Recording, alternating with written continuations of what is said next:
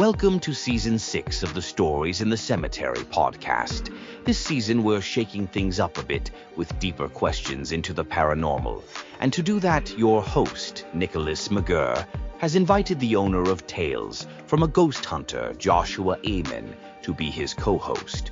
To learn more about their studies and articles, visit storiesinthecemetery.com, or you can check out the Paranormal Investigation Workbook or the Paranormal Investigator's Almanac, both available on Amazon. Stories in the Cemetery takes you ghost hunting in Charleston, South Carolina, and reveals his findings from those investigations here on the Stories in the Cemetery podcast. Let's get into today's episode with Nick and Josh. All right, everybody, welcome to episode 54. This is launching on Valentine's Day. So if you are listening on the day this launches, happy Valentine's Day. And you are probably not with a significant other because you're listening to two nerdy guys talk about ghost shit. So if you're not listening to this on Valentine's Day, I hope you had a great time with your significant other. But anyway, we are going to get into a weird topic today. Josh wanted to bring this up.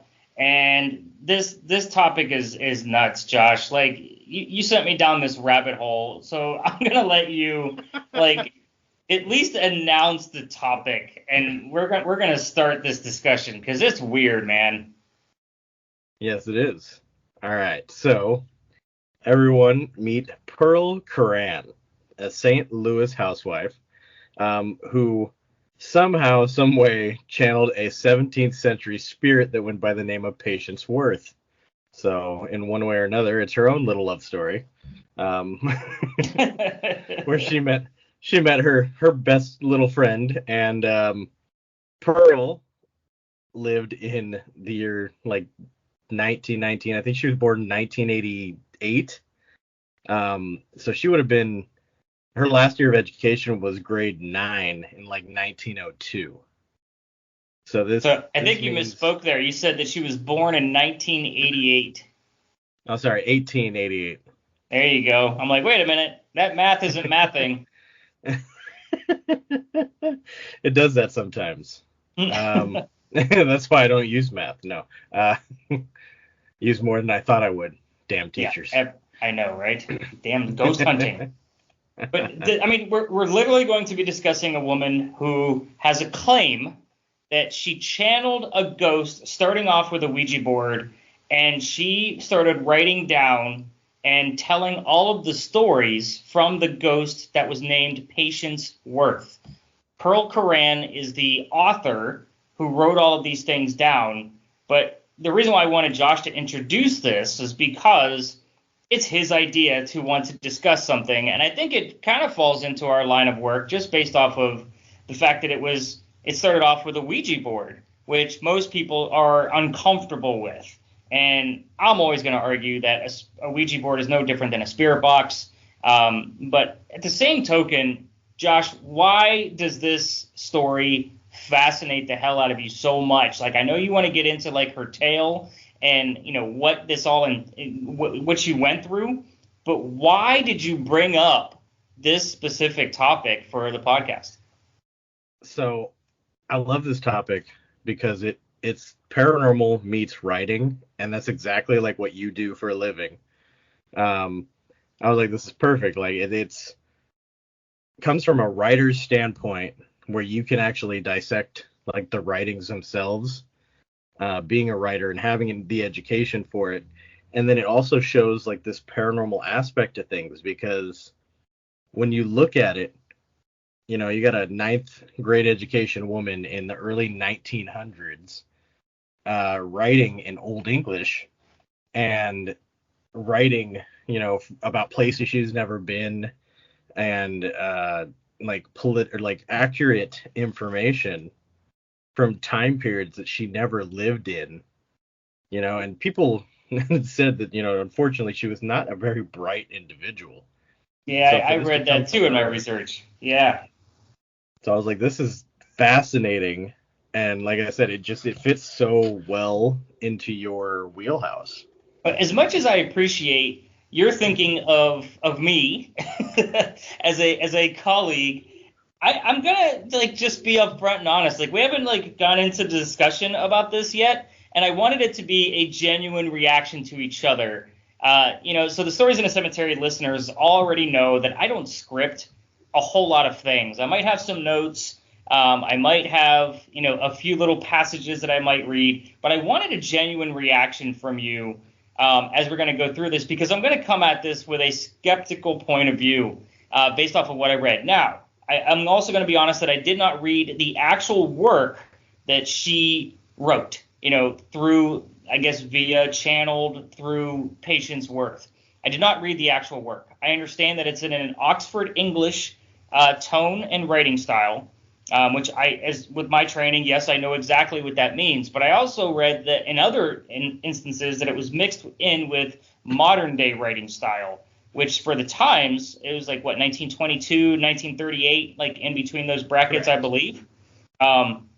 This is going to be an interesting tale, because I think I'm going to bring up a few things as you're telling us about like what she went through, how she came about doing this. I'm going to bring up a few things that I know about that time era, and maybe some of the other tales that may contradict what she's claiming to have done. So you've already kind of started on like where she came from and where she started. So I'm going to let you continue, but I wanted to give you the heads up. I'm going to combat this a little bit just so we have a good perspective from both ends. Totally understood. So I think it'll be a cool conversation. I really think this is something that deserves a lot of conversation, because it is fascinating. And even if we can get down to the point of figuring out whether or not this is an actual, like, wow, this is an amazing thing, or wow, this woman was incredibly intelligent, nobody understood that, I would love to come up with something that made sense.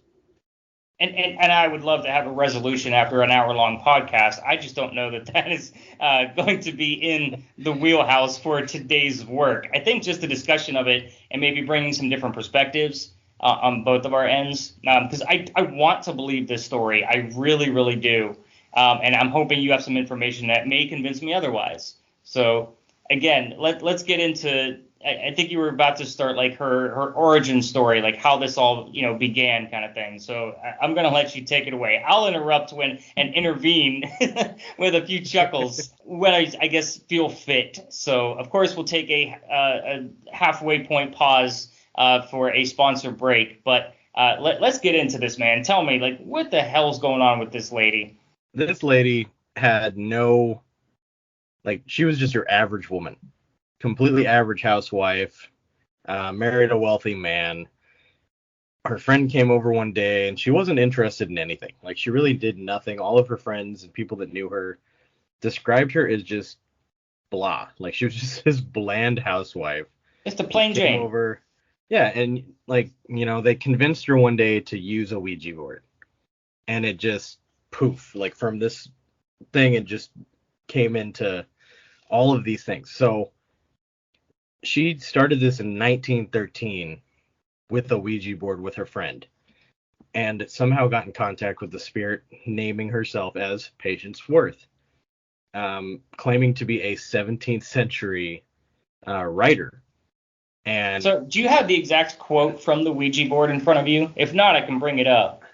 I think that's important. I have the tabs brought up. That's all right, Josh. I have the quote. I'm going to read it just because I think it's important that we kind of show like the writing style of this, because you've already said that Patience claimed to be from the 17th century, so the 1600s. Like it's important to note like how she spoke. So the quote is, "Many moons ago I lived, again I come, Patience Worth my name." Like this almost is very paraphrased. But again, there's a lot of letters in that phrase that would have to come out through a Ouija board for them to be able to pay attention to. That's a lot of movement. I'm not going to sit here and count the letters, but that's a lot of words and letters coming out, which I'm sure you and I are going to discuss with some of the things that I found later on. But again, I wanted to bring it up, and I'm going to let you continue just because this is a 17th century woman. I can't believe it. I think it was 1649. That she said or claimed that she was from. So go ahead. Her and her friend were playing with the Ouija board, and this phrase comes up, and now what? So it got to the point that her friend just started taking notes as Pearl was going through and moving the planchette. So her friend is Emily Grant Hutchings, who actually comes up in a completely unrelated story. But they go back and forth, and it gets to this point of she's just got some kind of like telekinetic link with patients after a while and no longer needs a Ouija board. So how long did that take? Do you know? Like, did any article say? Because I don't think I found that exact timeline. I think it was less than like a few weeks. Okay. You know, she was using, like, she got to a point like she just decided to use a Ouija board every day. Like, she became enthralled with this connection she had to this woman, Patience Worth, and started from that point on, used the Ouija board every single day until she got to a point where they had that connection, and she no longer needed the board.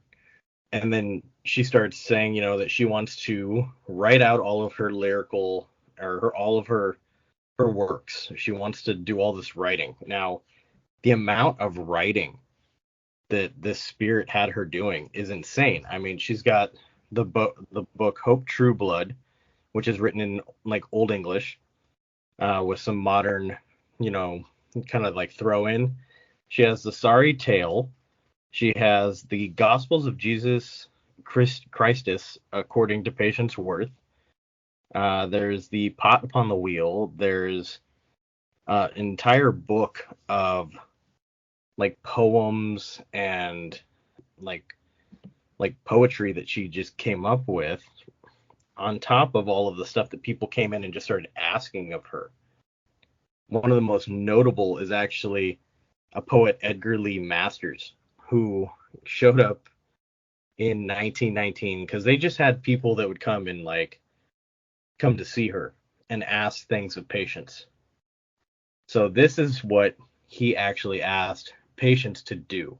So he asked her to dedicate 2 original poems about Russia and the Red Cross in rapid succession, followed by a lyrical tribute to an editor friend. And she composed all 3 works on the spot right after his request. And how long did that take her to do? Does it give you any increments of time? It doesn't. It doesn't say how long it took her to write it all out or to even just to say it. But after the fact, Edgar was astonished by this and said there's no doubt she's producing remarkable literature, but how she does it, I cannot say. So it's just and people were doing this on a normal basis. There's so many stories of people that would come in and ask her to do all of these crazy things. And so to summarize like some of the writing that she did, and I did find like a short little, I guess, blurb that kind of describes all of it in one, long sentence. In addition to 7 books, she produced voluminous poetry, short stories, plays, and reams of sparkling conversation. Nearly 4 million words between 1913 and 1937. Some evenings she worked on a poem, a novel, and a play simultaneously, alternating her dictation from one to the other without missing a beat. 4 million words. To put that in perspective from a writer's point of view, which is part of the reason why you wanted to do this, an average novel is between 60,000 to 100,000 words. So that should give you, the listener an idea of what a novel entails. So we'll just say a pretty large novel, we'll just say Lord of the Rings, because I know that's a pretty thick volume. That's going to probably be in the neighborhood of like 120 to 140,000 words. So again, and that's just from a writer's perspective. And the fact that she wrote 4 million words that was included with, 7 full books. So let's just say that those are 100,000 words apiece, which I don't know that they are. I haven't read them. That's only 700,000 words. She has 3,300,000 words to go. Like, out of that 4 million words that she wrote in, looks like 24 years. Like, that is a lot of writing. So I am going to kind of bring up a podcast episode that I did listen to, just based off of what you have said so far. Like, when you brought up this topic, I couldn't find the podcast that you had asked me to listen to, so that way we were on the same page. So instead, I just kind of went to any random podcast episode that was discussing patience worth on any lengthy amount of time that was more than 10 minutes. I'm not going to say the name of the podcast because it doesn't seem like they did their full research like what we're doing right now here live on the podcast. But what they claimed was that if she wrote that many words and they were coming through a Ouija board letter by letter, like, they basically claimed that she would have to have like arms of steel, like Popeye from Moving the Planchette, all over the like, if she, and they had this ridiculous notion that she was doing like 5,000 words an hour. So I just gave everybody a perspective of how long a novel is. So 5,000 words, like, that's a lot, people, like, to be writing in an hour. I type 90 words a minute. We'll say 88 with error, and that's pretty fast for those of you that don't know WPMs, for a writer. For me to go that fast for an hour, I am not going to come up with 5,000 words, like, and have a feasible, intelligent story or chapters in the capacity that this woman was claiming to have of what the critics were saying about her. They're saying that she was some sort of small genius. She was very misunderstood. And the fact that she was combining Oxford English with some of the modern day written literary pieces, that, she had raw talent in bringing those two genres together. So again, you bringing up the fact that what's funny is right in the little lower right-hand corner of our screen, I must have hovered over like the reaction mark, and I have a laughing emoji with a Santa hat on. Anyway, just thought it was kind of funny. I kept staring at him as I'm talking about this. But yeah, her using channeling, and it would probably start almost the origins of automatic writing. Possibly. I don't know when the origins of automatic writing started. That's a great question. That might have to be another episode. It might be. But automatic writing, for those folks that don't know, is when a psychic or medium can actually channel spirit just by closing their eyes and putting their pen to paper and letting the spirit use their hand to guide them to write down whatever may come up. Old school listeners of this podcast will probably know, because the psychic I was working with, that's what he works with. You've probably seen it on shows like Kindred Spirits. So again, it is a thing, and it does actually work. But for patients to go through Pearl to go through things like this with patience, the spirit, it would be fascinating to watch her write out that many words in such a short amount of time. Yeah, and the way she described it to people it wasn't so much patience taking over. It was like having a conversation in her head. So she would hear patients telling her what to write, or she would be shown pictures and scenery of what she wanted her to say, and said that she could basically, it was like she was able to move around through this, but she was still lucid. So she was still able to talk to people and like know what was going on, and she could recall everything that was happening.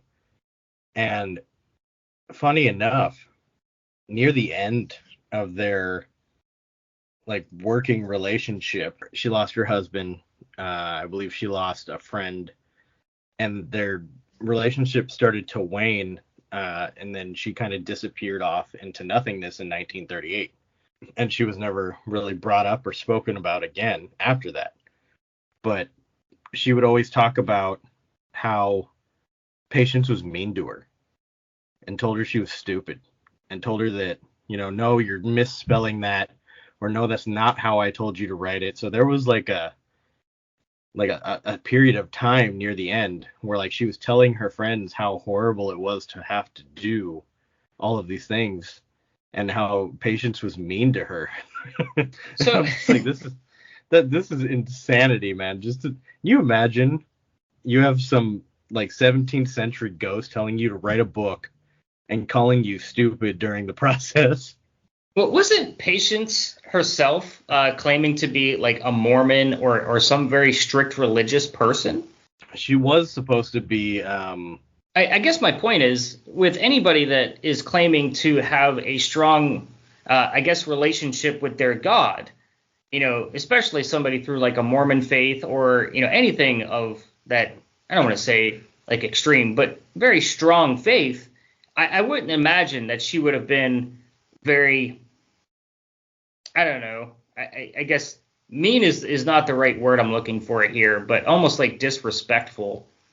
But I do want to go back to just a second. I know you're trying to search for her actual religion, but you did say that she would give her visuals of what to write about, and Pearl was able to see certain things. And I think I recall in some of my research, like she'd be walking down a path and she could see the blades of grass and things moving with the wind and things like that. But where did the language come from if she was giving her visuals?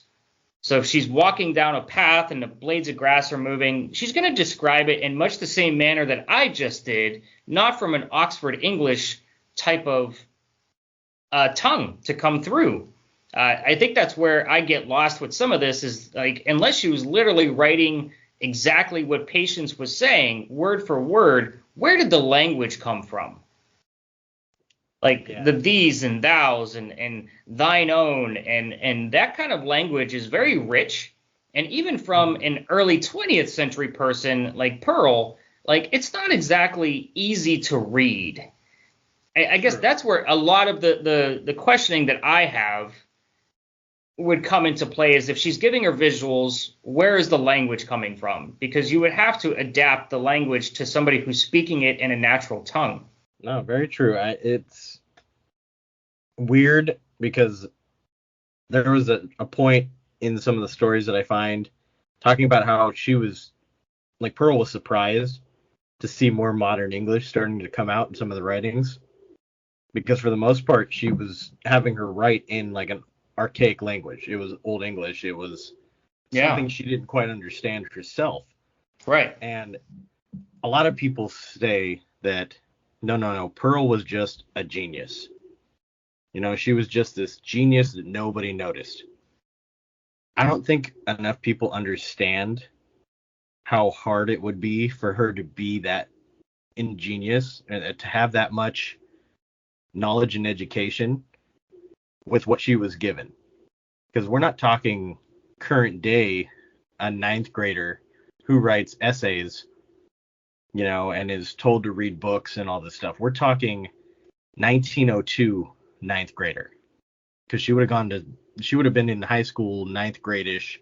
She didn't go any farther than that in about the area of 1902. In 1902, women were not taught what men were taught.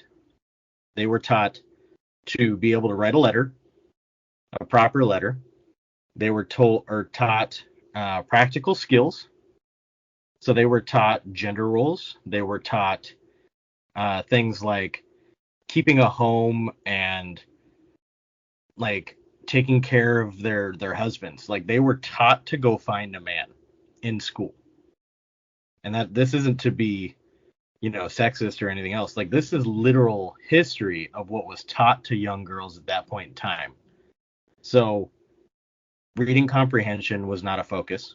They were taught to read and write, but they were not taught to do it in spades. They weren't given books and told to go do reports. Sure. They weren't told to do any kind of creative writing. They were taught to write proper letters when they were, sending things back and forth to people so they didn't look ridiculous, and make their husbands look bad. So for her to be able to write in Old English about locations she's never been to, one of the books actually talks about living in Old England and accurately describes objects in a house at those points in time, like we said, in the 17th century. So and this is, again, we're talking early 1900s. There is no library in St. Louis that she could have gone to get materials to find the thing she was writing about. So it just... With some of the things I'm going to be bringing up after the break, I'm just going to, put this seed in your brain that she was a genius, but on a business sense versus taking things and she embellished things a lot further than what her capabilities actually were. Is there a possibility that she channeled this woman, had those conversations in her head, and really turned it into something? I mean, 4 million words is a lot to write in that kind of time frame of 20 plus years. I would love to have the numbers of what Stephen King writes, in that kind of time frame to put things in a perspective, because that is a man that I know literally wakes up and will write for 8 hours a day in and day out, regardless of what holiday is happening. Like, he writes literally 7 days a week.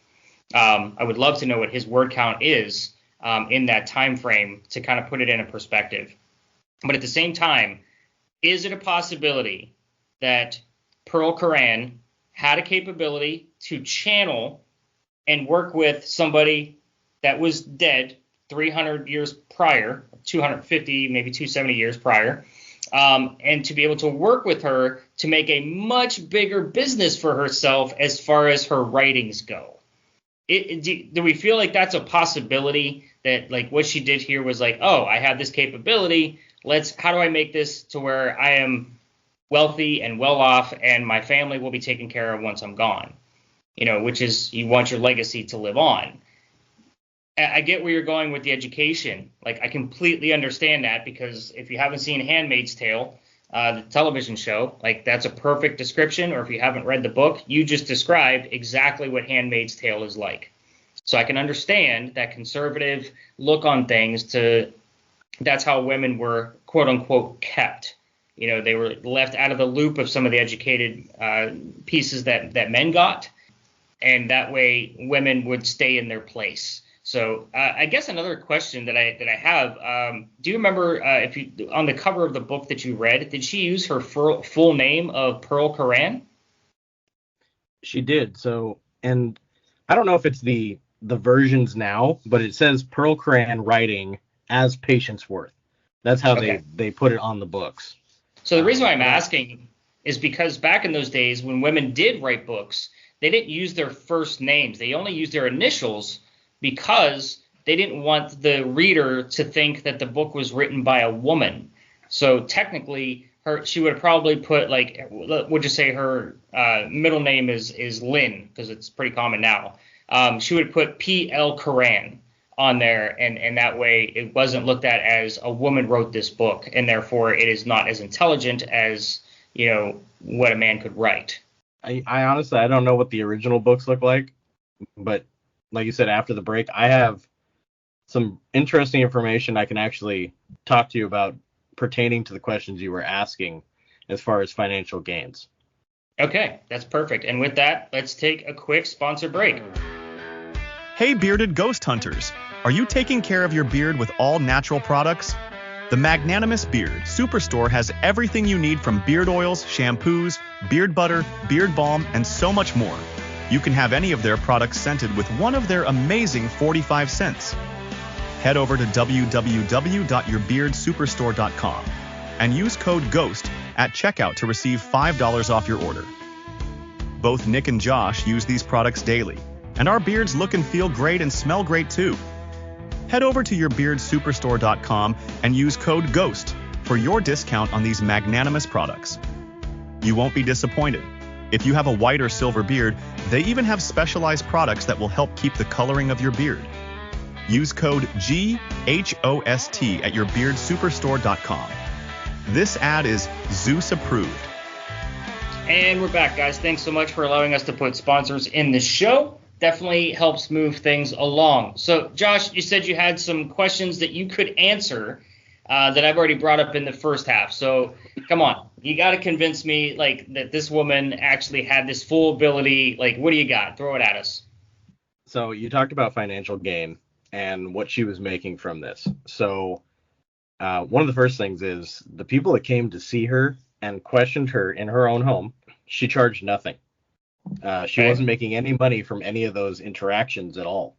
Now, she was making money from the books because obviously they were published, and they published the books. And it was a bit of a thing. Like, people were astounded by, this woman saying she was writing as a spirit from, 2 centuries prior to us, or her, 2 centuries prior to her. Correct. And however, she was not making enough money for there to be a substantial gain, to the point of which there were still points where she's shown as struggling financially. So she wasn't making enough money for this to be worth the amount of time and effort she actually put into it, because you're talking 20 something years to still struggle financially. At this point, most individuals that would be doing this as a hoax would have dropped it, because it's not lucrative enough to maintain even their regular lifestyle. Yeah, but here we are. We're 100 years later than this woman, Josh, and here we are still talking about her. So for some people, especially writers, because writers, I'm here to tell you, we don't expect to make a lot of money from just writing. And granted, that's all this woman did. And she had a great backstory to her writing. And again, we don't expect to make a lot of money. However, giving away, I'm going to use this as kind of a quick example. Her inviting people into her home to watch her work and not charging anything is kind of like me giving books away.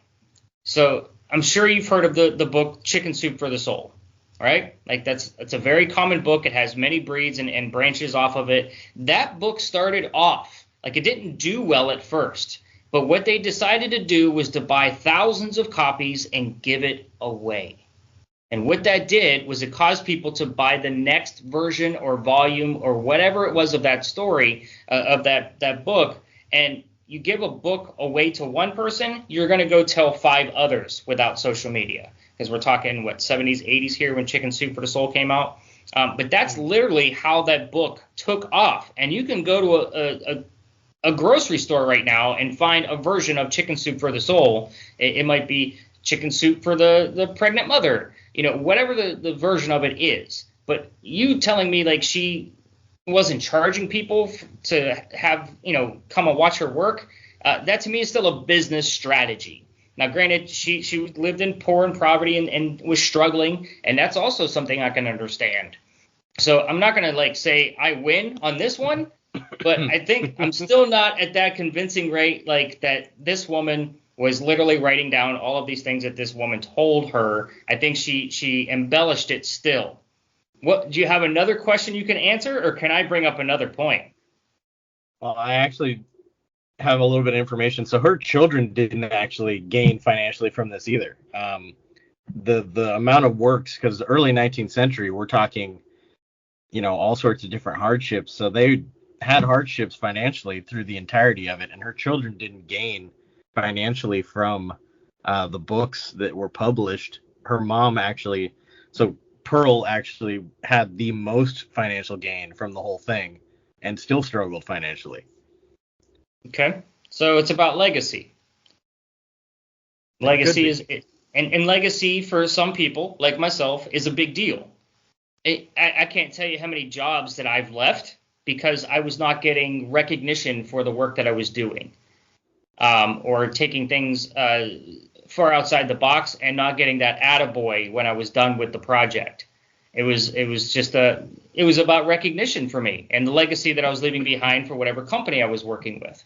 And that leads to the point of why I work for myself today. Not that I pat myself on the back all the time, but I love the projects that I'm working on, and it's about my legacy of when I'm not on this earth anymore, what's going to be left to say for Nicholas McGurr. And it's going to be things from Stories in a Cemetery. It's going to be my publications. And again, my writing's not for everybody, and I understand that. But for Pearl, it could have been the exact same thing. And again, here we are 100 years later, still talking about her. And that's all she probably wanted. That could be.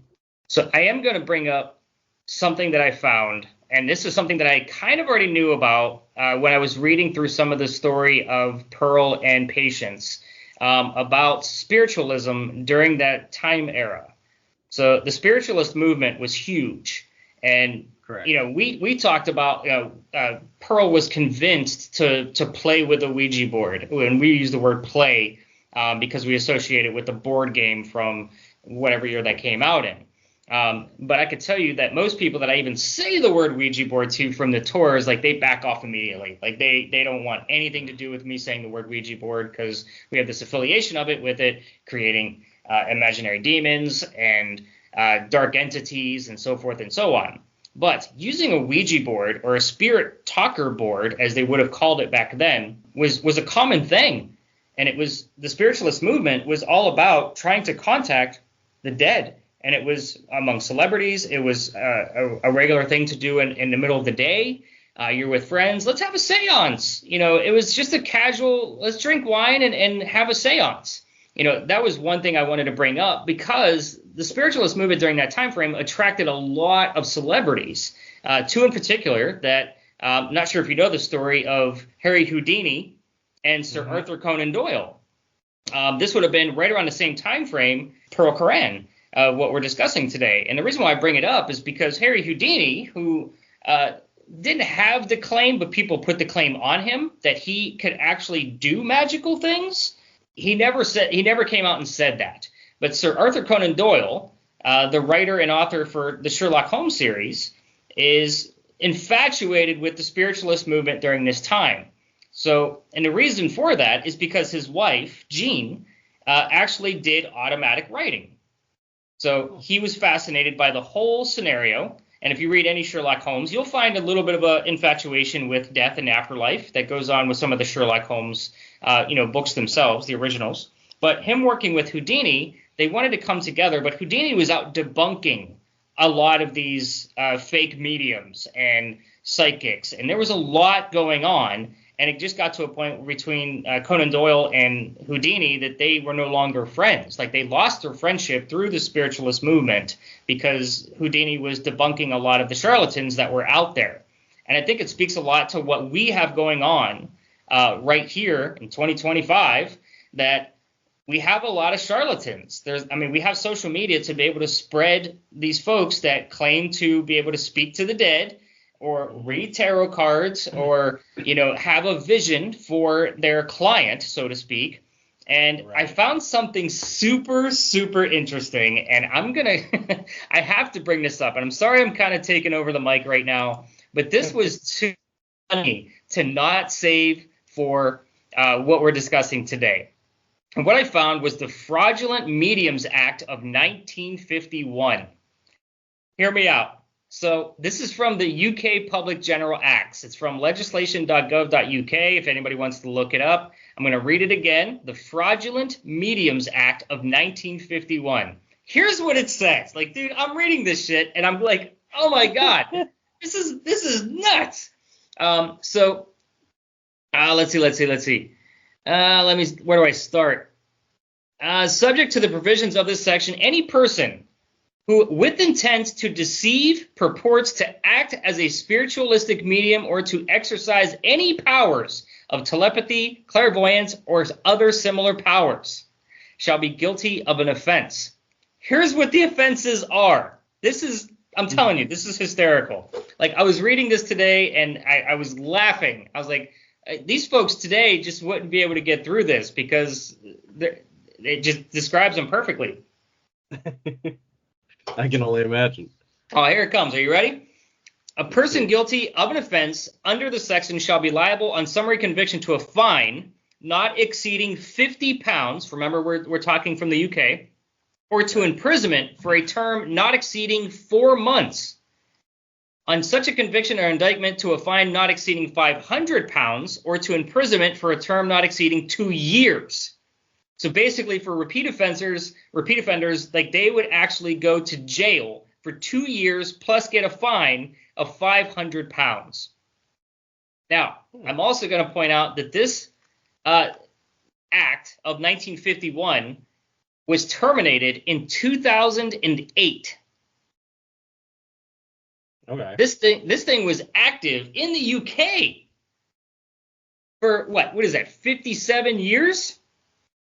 And that is still pretty recent. I mean, that was 17 years ago that this thing was finally terminated. And our social media platforms started blowing up all over the place where we could shoot video and things like that. Basically, in a nutshell, if these people were taking money to act as a medium or any kind of clairvoyant or a seance, they would go to jail. And you have to look at the time frame. Like, this is smack right in the middle, in between today's current time and the time of Pearl Curran. As you say, she ended at right around 1938. So she ended her writing at 1938. Right. So, I mean, what are we talking between there? So that's what, 13, 14 years later, they come up with this act over in the UK that you can't do these kind of things. So it just makes you wonder how much of the spiritualist movement, like, I guess, propelled, really pushed her in the direction of, you can make a good legacy and possibly some cash along the way if you embellish this, I guess, what's the word I'm looking for? Talent that you have into something much, much bigger than what it actually is, and take things from there. So, again, there's a lot that goes into the spiritualist movement, and I'm giving a very small snippet window into all of that. So, I mean, I know you've done a little bit of research on that time era because that's where things are stemming, and, things were changing for the ghost hunting communities and things like that. But the Houdini and Conan Doyle piece, like, always stuck out to me, just because that is two massive celebrities that came together and then fell apart because of the same movement of debunking, some charlatans versus somebody else who was a true believer, and you couldn't convince him otherwise because his wife said so. And that's a big deal. To me, it is anyway. So what are your thoughts on this? Like, could you imagine if we had a fraudulent mediums act, like, still active today in the United States? Like, what the hell would that look like? Somebody might actually watch our videos on YouTube because of all the other people that would be deleted. Yeah, that's true. We could be TikTok famous right now because there'd be at least 100,000 people completely banned from TikTok. Dude, it would be in the millions. You know how many? I mean, don't get me wrong. I love my followers on social media. I truly do. But at the same time, do you know how many, like, tarot card readers I come across on some of those video platforms? It's constant. And I'll be honest, there are very, very few that I've met in person that I was actually convinced that they actually had some type of ability to be able to see past the cards, not just memorize the meaning, but give me valuable, verifiable information, names, dates, same things I look for, on a regular investigation, where I can actually validate what they saw in my reading. Yeah. So, to my point, we have no way of verifying Pearl Curran and her caricature of Patience Worth. It's an elaborate story. I love it. I truly want to believe it. I'm not there. She's not here to be able to verify the things that are going on. Can I validate how she knew about certain things? I can't. I mean, don't get me wrong, dude. I love the story. I love the fact that you brought a writing literary piece into this. I can't buy it wholeheartedly, knowing what I know about that movement during that time era. And I can't help but think of some of the things that are in comparison to some other very famous paranormal investigators that some people think started ghost hunting back in the 70s. So there's a lot of type of things that go on with that as well, which we may cover on another episode. Piss off a lot of people, I'm sure, because we'll kill some heroes. But there's a lot that goes into that. I'll call it. It was a scandal as well. But that's kind of how I'm looking at this, is we had somebody with an ability. She did fantastic work because she, blended two different styles of writing and wrote 4 million words. And we're still talking about her. Yeah. That's my thoughts. Before I answer that, I'm going to rewind a little bit for some fun facts. Please. Fun fact number 1, you said the fine was 50 pounds? 50 pounds. That's 140 pounds today, which is $178. Okay. In today's money. So just for some people to kind of reference like what was happening. And another one, Harry Houdini actually made fun of the spiritualist movement at the end of his life and said if it's actually real and ghosts are real, I'll come back and visit, and you know it's me. And his wife held seances every single year on the day of his death. And the last year she did it, there was this big flashy rainstorm and thunderstorm that apparently, according to the people present, only happened above the building for a short period of time that she was on top of, and then stopped. And she died thinking, okay, that was Harry telling me he's here, or he was there. No idea, but it's a very interesting story to look into for anybody that's like big on Harry Houdini. Look this up. It was a really cool story, and there's actually a full podcast episode on American Hauntings for Harry Houdini. Oh, I'll definitely have to check that out. I know you've been talking about American Hauntings for quite some time, so I definitely need to get into more of their episodes. But yeah, that would actually be very, very cool to dive into. I did a little bit of research on Houdini quite some time ago. I was one of the Chris Angel fans. I am not ashamed to admit it.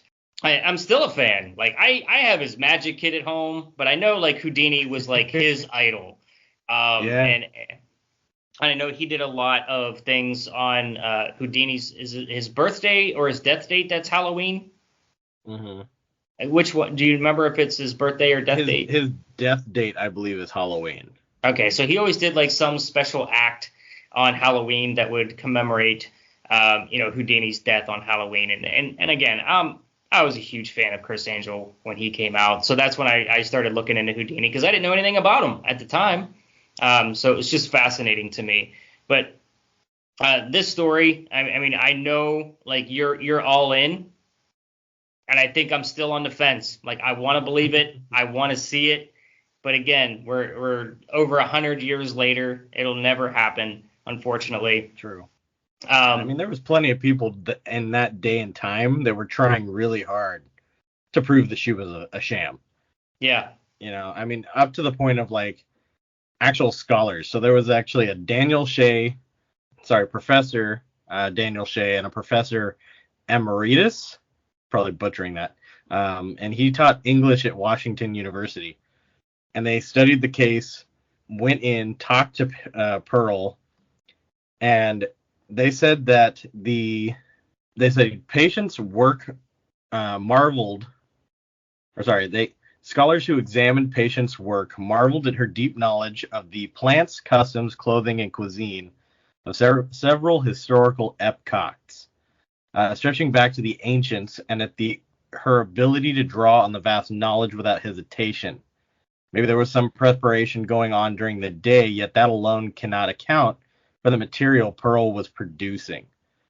So this was just some of the people who tried their best to come up with some way, somehow, to prove she was doing this. Of her own volition, and that patients didn't exist. And it's a possibility that that's something as well. I mean, and like I said, if she was a devotee to writing every single day, like a Stephen King, it's possible that she put that many words to paper during that time frame. However, she needed a backstory to be able to sell her odd way of writing.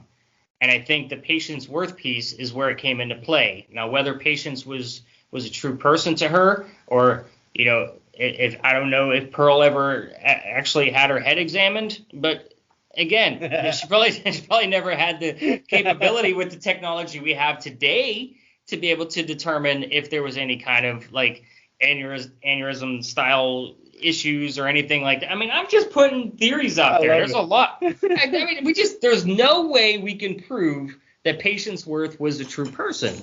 And again, I want to believe this story wholeheartedly, but as right now, I just have to admire the woman for her business tactics. I mean, it's genius. It truly is. If her writing isn't genius, her mind for business is absolute genius. Her writing style is a little off. I read some pieces here and there, like just things like excerpts that were put into some of the articles that I wrote or that I read, and it was fascinating to see somebody from that time era of early 20th century writing in that style.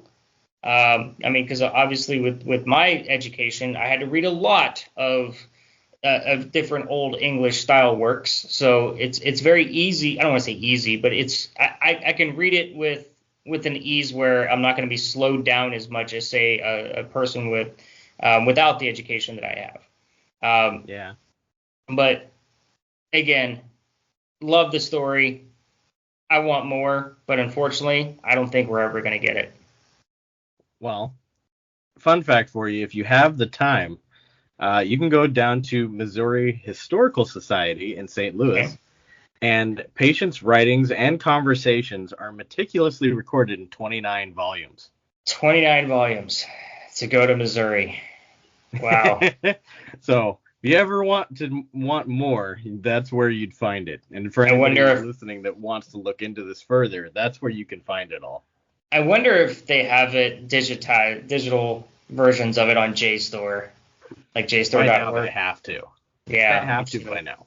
Yeah, we'll have to dive into that. Listeners, if you guys find out before we do, be sure you send us an email, storiesinthecemetery@gmail.com. Let us know, like, if you read any of the original Patience Worth writings, and, well, they're not even her writings. I should call them Pearl's writings. She's just writing through Patience.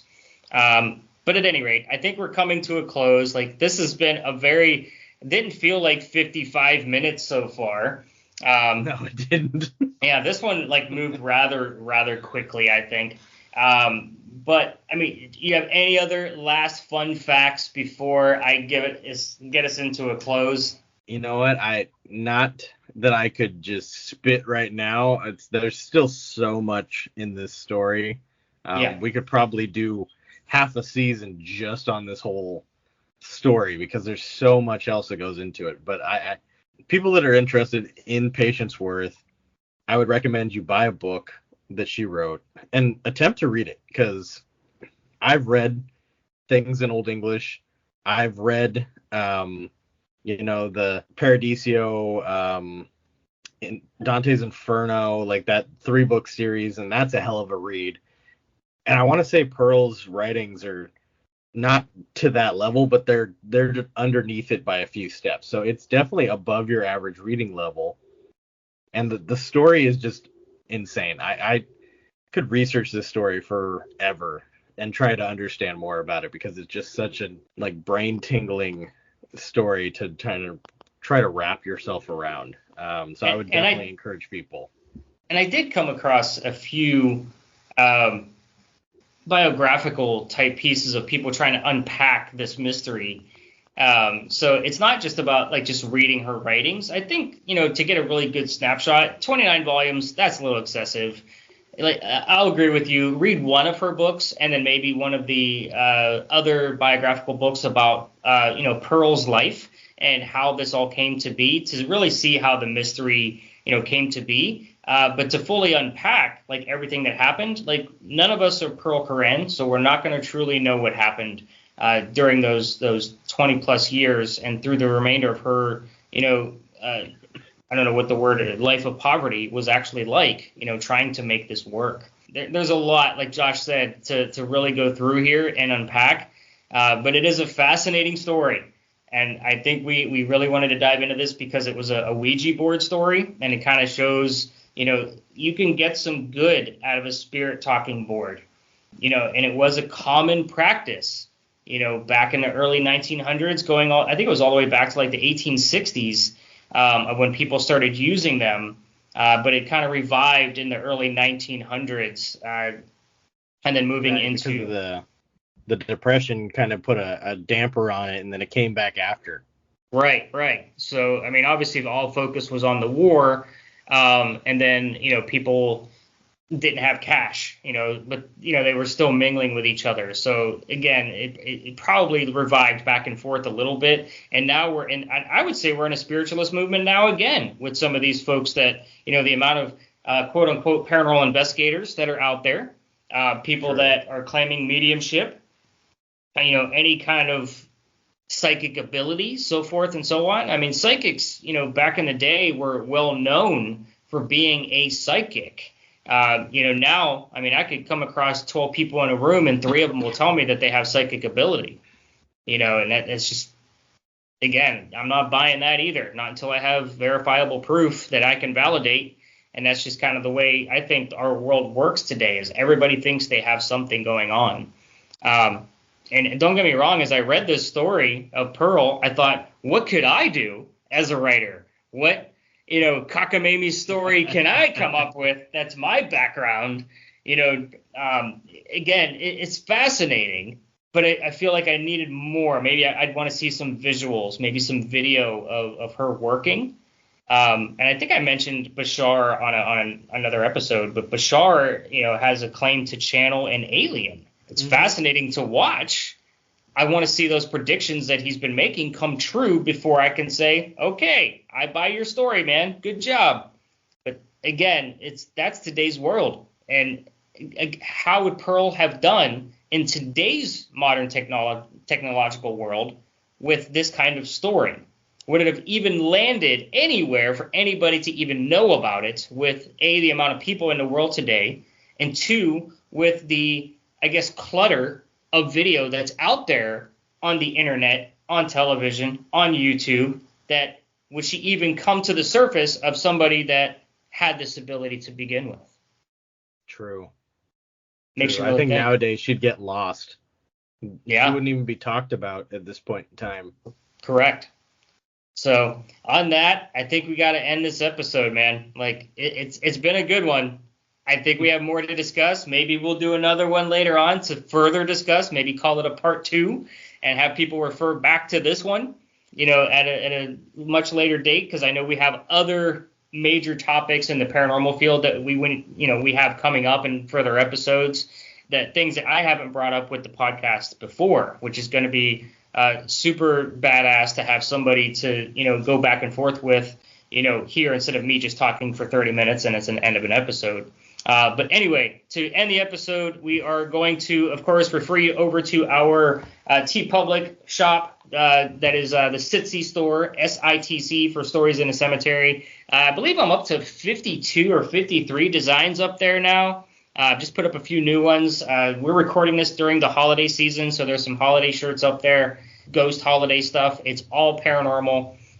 But anyway, guys, thank you so much for listening, and we will capture you in 2 weeks with another episode that will blow your mind with some of the things that we're going to be coming up with on that one. So thanks, guys, for listening. See you in 2 weeks. See ya. Thanks for listening to this episode of the Stories in the Cemetery podcast. You can follow your host, Nicholas McGurr, on most social media platforms under the name Stories in the Cemetery. If you'd like to follow co-host Joshua Amen, you'll find him under the name Tales from a Ghost Hunter. Be sure to check out the show notes for any links to specific articles written by your hosts and all the references used to create this episode. Happy hunting. We'll see you on the next episode of the Stories in the Cemetery podcast.